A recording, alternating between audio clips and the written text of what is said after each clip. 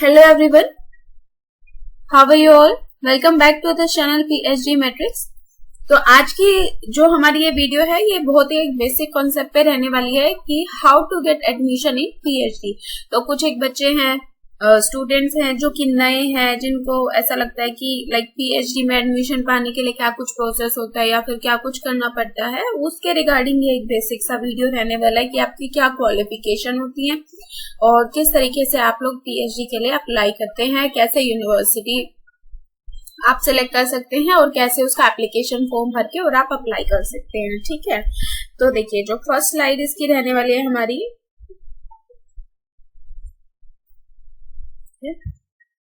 हाँ, सबसे पहली बात है कि क्वालिफिकेशंस। अगर आप लोग पीएचडी में अप्लाई करना चाहते हैं तो आप लोगों के पास क्या होना चाहिए, एक तो अंडर ग्रेजुएशन की डिग्री होनी चाहिए, यानी कि बैचलर्स की डिग्री होनी चाहिए आपके पास। दूसरी पोस्ट ग्रेजुएशन डिग्री होनी चाहिए, मास्टर्स की डिग्री विद एटलीस्ट 55% मार्क्स। ठीक है, अगर आप लोग किसी भी, जैसे कि हम लोग क्या करते हैं, यूनिवर्सिटी के फॉर्म्स निकलते हैं, प्रोस्पेक्टस निकलता है, उसमें हम लोग देखते हैं तो उसमें दिया हुआ होता है कि जो स्टूडेंट है उसके क्वालिफाइंग एग्जाम में एटलीस्ट 55% मार्क्स होने चाहिए, यानी कि पोस्ट ग्रेजुएशन में आपने एटलीस्ट 55% मार्क्स का स्कोर किया हुआ हो तो आप लोग पीएचडी में एडमिशन लेने के लिए एलिजिबल हो जाते हैं। ये होगी आपकी पहली क्वालिफिकेशन का फर्स्ट स्टेप। ठीक है, फिर दूसरा हो जाता है प्लस, ये भी कंपलसरी आपकी क्वालिफिकेशन है। ठीक है, पहले तो आपके पास वो डिग्री होनी चाहिए दोनों, साथ ही साथ में क्या होना चाहिए, आपका यूजीसी एनटीए द्वारा कंडक्ट किया हुआ जो आप लोगों ने सुना होगा नेट और जेआरएफ का टेस्ट होता है, वो आपको क्वालिफाई करना होता है। ठीक है, पहले इसमें सिर्फ दो ही कैटेगरी होती थी, एक होता था आपका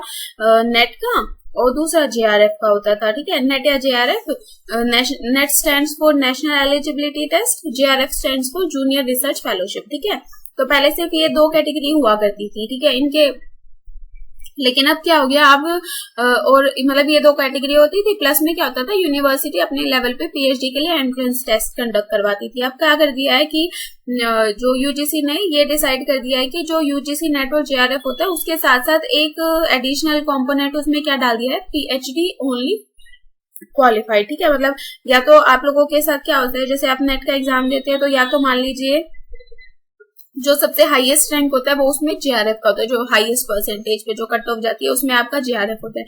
फिर नेट के लिए आपकी कट ऑफ दी हुई होती है जो जेआरएफ से थोड़ी कम होती है, फिर पीएचडी ओनली की उससे थोड़ी कम होती है। इस तरीके से ये सिस्टम काम करता है। ठीक है, तो आप लोग अगर इसमें से मान लीजिए आपने सिर्फ नेट क्वालिफाई किया हुआ है या सिर्फ पीएचडी ओनली क्वालिफाई किया हुआ है या आपने जेआरएफ क्वालिफाई किया, इन तीनों में से जो भी क्वालिफाई किया है या फिर तीनों क्वालिफाइड हो तो भी आप लोग क्या हो जाते हो, एलिजिबल हो जाते हो पीएचडी में एडमिशन लेने के लिए। ठीक है, तो पीएचडी के लिए बेसिकली दो एसेंशियल क्वालिफिकेशन क्या है, एक तो आपके पास डिग्री होनी चाहिए बैचलर्स और मास्टर्स कोर्स की, फिर आपके पास यूजीसी एनटीए द्वारा कंडक्ट किया गया NET JRF PhD only test जो है आप क्वालिफाई किए हुए होने चाहिए।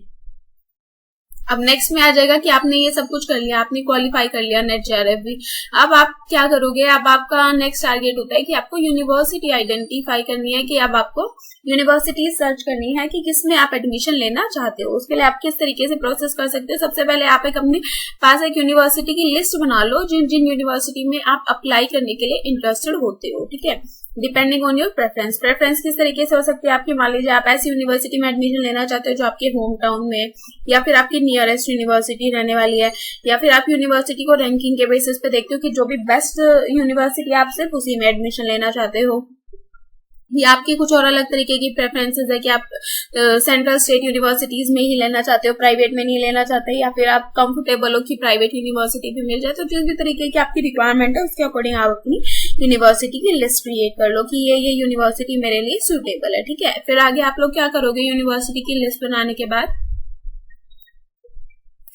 अब आपके पास एक लिस्ट है, आपको पता है, आपके पास एक स्ट्रक्चर है कि इस लिस्ट में ही मुझे अपना, मतलब वैसे अपने आप को इतना लिमिट नहीं करना चाहिए बट फिर भी कुछ तो आप लोग क्या करते हो, अपने लिए शॉर्ट लिस्ट करते हो। तो आपके पास एक शॉर्ट लिस्ट आ जाती है कि मैं इन यूनिवर्सिटी में अप्लाई करना चाहता हूँ या चाहती हूँ। तो नेक्स्ट टारगेट आपका रहता है एडमिशन डेट आइडेंटिफिकेशन, की जो यूनिवर्सिटी आपने टारगेट करी है उसमें एडमिशन डेट्स कब कब रहती हैं। ठीक है, तो based on the previous year या फिर previous session of PhD admissions, prepare a list of tentative admission opening dates in the selected university की आपने मान लो 5 यूनिवर्सिटीज आइडेंटिफाई कर ली। अब उनके आप प्रीवियस ईयर के पीएचडी एडमिशन का प्रोसेस देख लो, ठीक है, कि वो लोग कब पीएचडी के लिए एप्लीकेशन इनवाइट करते हैं प्रीवियस ईयर में, उन लोगों ने किन किन मंथ्स में पीएचडी के लिए एप्लीकेशंस इनवाइट करी थी, ठीक है, उससे आपको आइडिया लग जाएगा। और उन डेट्स के आसपास फिर आप लोग ज्यादा एक्टिवली इंगेज रह सकते हो कि इस डेट में, इस मंथ में मुझे इस यूनिवर्सिटी को फॉलो करना है और इस मंथ में इस यूनिवर्सिटी को फॉलो करना है। क्योंकि क्या होता है, यूनिवर्सिटी में पीएचडी के एडमिशन की जो डेट्स होती है वो अलग अलग रहती है, अलग अलग यूनिवर्सिटी अपनी कन्वीनियंस के अकॉर्डिंग अलग अलग डेट्स निकालती है। उसके बाद रेगुलरली चेक, ठीक है, मतलब आपने यूनिवर्सिटी भी आइडेंटिफाई कर लिया, आपको टेंटेटिव डेट्स का आइडिया भी है। उसके बाद भी आप लोग अपनी सेफ साइड के लिए क्या करोगे, यूनिवर्सिटीज को regularly time to time visit करते रहोगे, ताकि आप लोगों को आइडिया रहे कि कब वो लोग पीएचडी एडमिशन प्रोसेस को शुरू करने वाले हैं, ताकि आपका फॉर्म फिल करने का जो चांस है वो आपका मिस ना हो। क्योंकि साल में एक ही बार जो है पीएचडी के फॉर्म निकलते हैं हर एक यूनिवर्सिटी में। और आप लोगों को मैं बता दूं कि जो एक जेआरएफ करके जो है आपका जो क्वालिफाई करते हैं आप, जेआरएफ में आपकी लिमिट होती है, टाइम लिमिट होती है कि उस स्टिपुलेटेड टाइम के अंदर अगर आपने पीएचडी में एडमिशन ले लिया तो आपको स्कॉलरशिप मिलती है, वरना वो जेआरएफ आपका क्या हो जाता है, मतलब उसकी वैलिडिटी खत्म हो जाती है, ठीक है। इसलिए आप लोग एक्टिवली एंगेज रहो कि जो भी यूनिवर्सिटी आपने सिलेक्ट करी है उनके पीएचडी के एडमिशंस कब ओपन हो रहे हैं।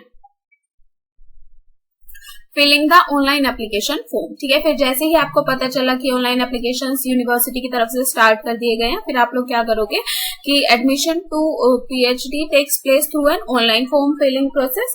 तो जो भी इंटरेस्टेड कैंडिडेट्स होते हैं वो ऑनलाइन फॉर्म फिल करते हैं और अपनी जो एप्लीकेशन है इस तरीके से यूनिवर्सिटी तक प्रोवाइड करते हैं कि हम जो है पीएचडी के कोर्स में एडमिशन लेने के लिए इंटरेस्टेड है। फिर ऑनलाइन फॉर्म्स के थ्रू यूनिवर्सिटी एप्लीकेशन इनवाइट करती है। उसके बाद क्या होता है, आपका पीएचडी प्रोस्पेक्टस इशू किया जाता है कंपनी के द्वारा। उस पीएचडी प्रोस्पेक्टस में क्या रहता है कि कंपनी की कंपनी कह रही हूँ, यूनिवर्सिटी की जो भी रिक्वायर्ड क्वालिफिकेशंस है, एलिजिबिलिटी है, ओपनिंग क्लोजिंग डेट्स हैं फॉर्म फिल करने की, मेरिट लिस्ट डिस्प्ले है, इंटरव्यू डेट्स वगैरह, वो सब प्रोस्पेक्टस में दी हुई होती है। तो आप लोग प्रोस्पेक्टस को केयरफुली गो थ्रू करोगे, आपको सारी इन्फॉर्मेशन मिल जाएगी, आपको कैसे क्या करना है, कब से कब तक किस तरीके से ट्रैक करना है।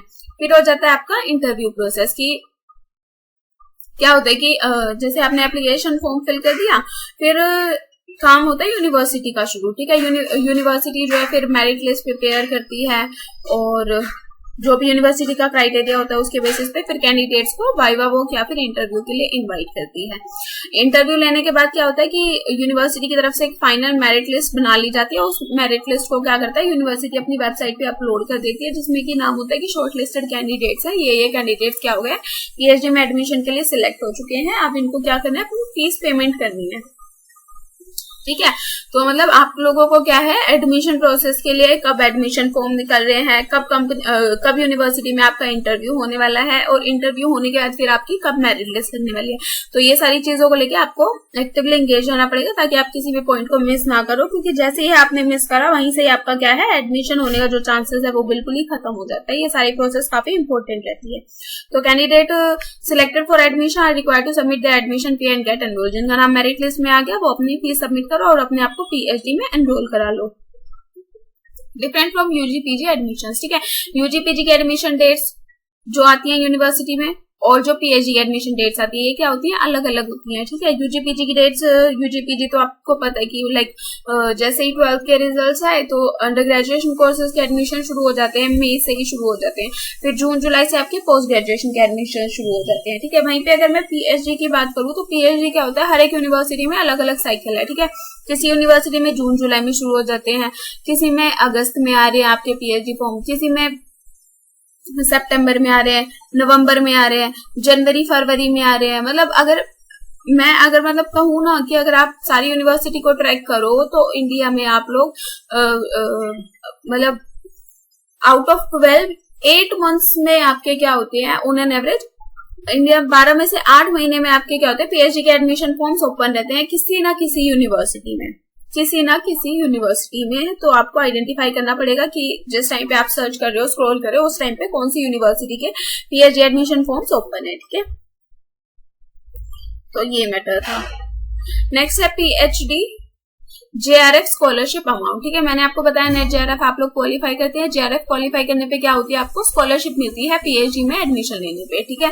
तो ये जो JRF स्कॉलरशिप है ये UGC के द्वारा दी जाती है, यूनिवर्सिटी ग्रांट्स कमीशन के द्वारा JRF कैंडिडेट को मिलती है। अगर इसके कंटेक्स्ट में आपको और इन्फॉर्मेटिव वीडियो चाहिए तो आप लोग मुझे बता सकते हो, वो आपको प्रोवाइड कर दिया जाएगा। फिलहाल आज की वीडियो में बस इतना ही। वीडियो के साथ जुड़े रहने के लिए थैंक यू। अगर वीडियो आपको पसंद आती है तो वीडियो को लाइक करें, चैनल को सब्सक्राइब करें एंड हमारे साथ जुड़े रहे। Thank you.